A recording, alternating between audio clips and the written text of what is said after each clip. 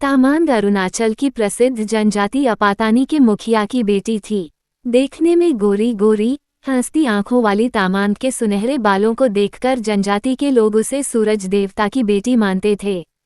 तामांग गायन नृत्य के साथ साथ हथकरघे पर वस्त्र बनाने में भी बहुत निपुण थी। इसलिए उसका पिता डोनीगर्थ अपनी इकलौती बेटी का डिंगसिल, आचू ओब्यो या ट्यूबो लियोबा जैसे देवपुरुषों में से किसी एक से विवाह करके धन कमाना चाहता था। उनकी जनजाति का यही रिवाज था कि लड़के वाले लड़की के पिता को लड़की ब्याहने के लिए धन देते थे। उस दिन अरुणाचल प्रदेश की जनजातियों में महिलाओं के लिए हथकरघा के वस्त्र बनाने की प्रतियोगिता हुई और उसके बाद पुरुषों के लिए तीर कमान की प्रतियोगिता हुई। हर वर्ष की तरह तामांग को प्रथम पुरस्कार मिला। इस वर्ष तो तामांग ने कमाल कर दिया था। आकाश से नीले रंग की रेशमी शॉल पर चांद, सूरज और तारे सफेद, सुनहरे, लाल और गुलाबी रंग में बुने थे। चारों तरफ नक्षत्रों की झालर बुनकर शॉल को सजाया था। विश्वास ही नहीं होता था कि यह बुनी हुई शॉल है। लगता था कि कुशल चित्रकार ने सुंदर तस्वीर बनाई हो। उधर आबुतानी नामक युवक ने तो तीर कमान के कमाल से उड़ते हुए नकली पंछी, तितलियों के ऐसे निशाने साधे कि और कोई उसके आसपास भी नहीं रह पाया। प्रतियोगिता के बाद हुए नृत्य में तामांग और आबुतानी पहली बार मिले और पहली मुलाकात में ही एक दूसरे को चाहने लगे।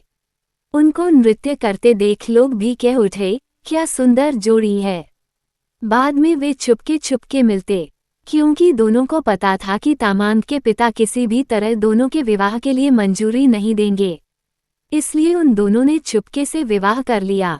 एक दिन तामांग के पिता ने उसे बताया कि 3 देवपुरुष उससे विवाह करना चाहते हैं। तामांग ने बताया कि उसका विवाह हो चुका है। पिता ने कहा कि वह ऐसे विवाह को नहीं मानता, न ही वे तीनों देवपुरुष मानेंगे। वह उनको नाराज नहीं कर सकता, इसलिए एक ही उपाय है। क्या पिताजी? तामांग ने पूछा। सबको एकत्रित करके शर्त रखेगा। जो शर्त पूरी करेगा वही तुम्हारा पति होगा। तीनों देवपुरुष और आबुतानी को बुलाया गया।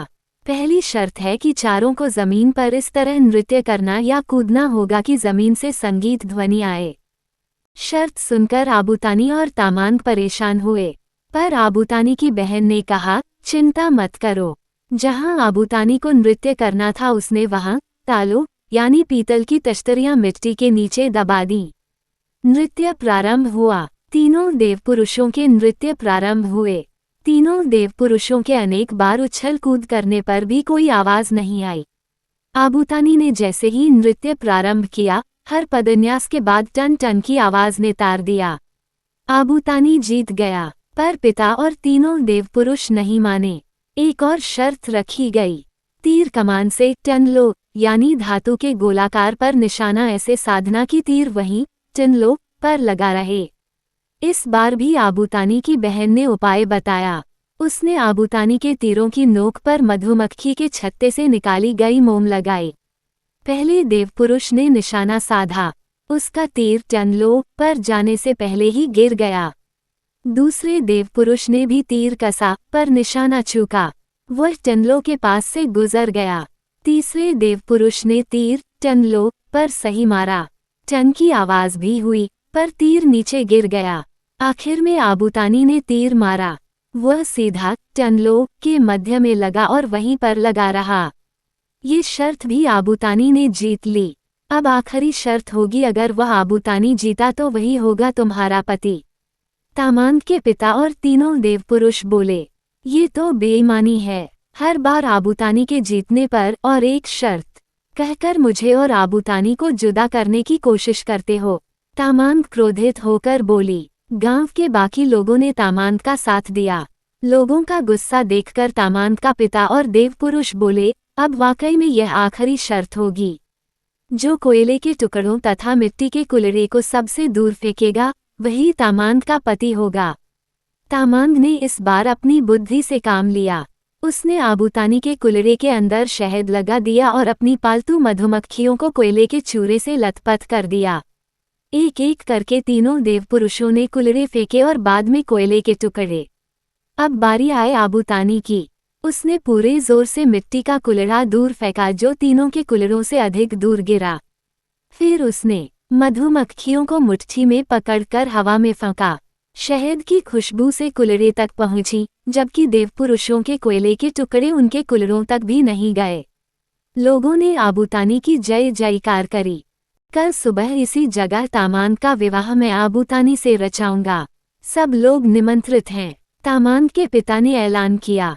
सुबह दुल्हन के वेश में तामांग जब मैदान में पहुंची तब हैरान हो गई।